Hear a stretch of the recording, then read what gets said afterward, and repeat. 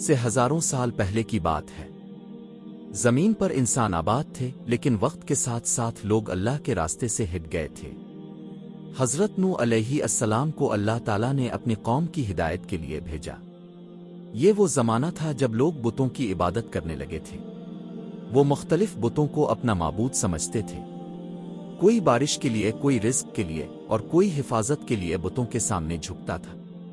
حضرت نوح علیہ السلام نے اپنی قوم کو سمجھانا شروع کیا، اے میری قوم، صرف ایک اللہ کی عبادت کرو، وہی تمہارا خالق ہے، وہی تمہیں رزق دیتا ہے اور وہی تمہیں زندگی اور موت دیتا ہے۔ لیکن قوم نے ان کی بات کو ماننے سے انکار کر دیا۔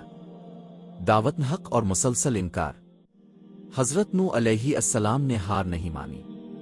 انہوں نے دن رات لوگوں کو سمجھایا، کبھی نرم انداز میں، کبھی سخت انداز میں، کبھی اکیلے، کبھی مجمع میں، لیکن لوگ پھر بھی کہتے رہے، یہ شخص جھوٹا ہے، یہ پاگل ہے، یہ ہمارے باپ دادا کے دین کے خلاف ہے۔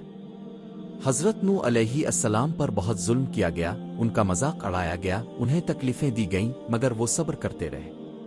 950 سال کی طویل دعوت۔ قرآن کے مطابق حضرت نوح علیہ السلام نے اپنی قوم کو تقریباً 950 سال تک اللہ کی طرف بلایا۔ سوچیں، 950 سال تک مسلسل ایک ہی پیغام دینا، اور پھر بھی بہت کم لوگ ایمان لائیں۔ صرف چند لوگ حضرت نوح علیہ السلام پر ایمان لائے، باقی سب ضد پر قائم رہے۔ قوم کی سرکشی اور حد سے بڑھ جانا۔ جیسے جیسے وقت گزرتا گیا، قوم مزید سرکش ہوتی گئی۔ وہ حضرت نوح علیہ السلام کو دھمکیاں دیتے، اگر تم باز نہ آئے تو ہم تمہیں پتھر مار مار کر ختم کر دیں گے۔ کچھ لوگ تو یہاں تک کہتے، اگر تم سچے ہو تو عذاب لے آؤ۔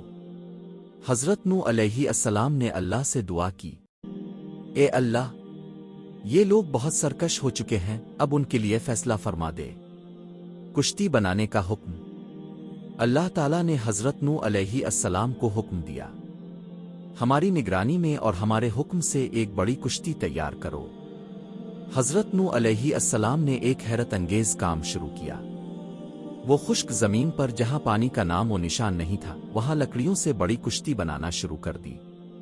لوگ یہ منظر دیکھ کر ہنستے تھے، یہ نبی اب بڑئی بن گیا ہے، یہ پاگل ہو گیا ہے۔ لیکن حضرت نوح علیہ السلام نے جواب دیا، تم آج ہنس رہے ہو، لیکن ایک دن آئے گا جب ہم تم پر ہنسیں گے۔ عذاب کی ابتدا۔ جب کشتی مکمل ہو گئی تو اللہ کا حکم آ گیا، آسمان سے زبردست بارش شروع ہو گئی۔ یہ عام بارش نہیں تھی، بلکہ مسلسل موسلا دھار بارش تھی۔ ساتھ ہی زمین سے پانی ابلنے لگا، چشمے پھٹ گئے، دریا بھر گئے، اور ہر طرف پانی ہی پانی ہو گیا۔ عظیم طوفان۔ پوری زمین ایک بہت بڑے سیلاب میں ڈوب گئی۔ گھروں کی چھتیں غائب ہو گئیں، درخت بہہ گئے، پہاڑوں کے قریب بھی پانی پہنچ گیا۔ یہ اللہ کا فیصلہ تھا جو کسی کے روکنے سے نہیں روک سکتا تھا۔ کشتی میں سوار ہونا۔ اللہ تعالیٰ نے حضرت نوح علیہ السلام کو حکم دیا، ہر جانور کا ایک ایک جوڑا کشتی میں رکھ لو اور ایمان والوں کو بھی ساتھ لے لو۔ حضرت نوح علیہ السلام اپنے اہل ایمان ساتھیوں کے ساتھ کشتی میں سوار ہو گئے۔ کشتی پانی پر چلنے لگی اور وہ لوگ محفوظ ہو گئے۔ حضرت نوح علیہ السلام کا بیٹا۔ حضرت نوح علیہ السلام نے اپنے بیٹے کو بھی آواز دی، اے میرے بیٹے، ہمارے ساتھ کشتی میں آ جاؤ اور کافروں کے ساتھ نہ رہو۔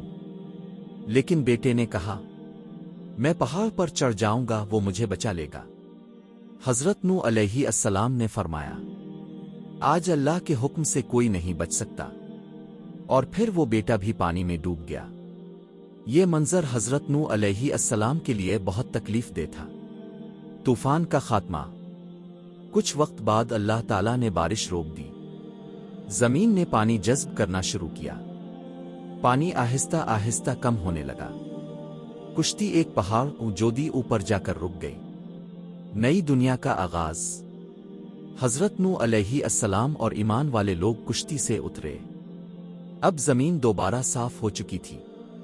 انہوں نے نئی زندگی شروع کی اللہ کی عبادت کے ساتھ۔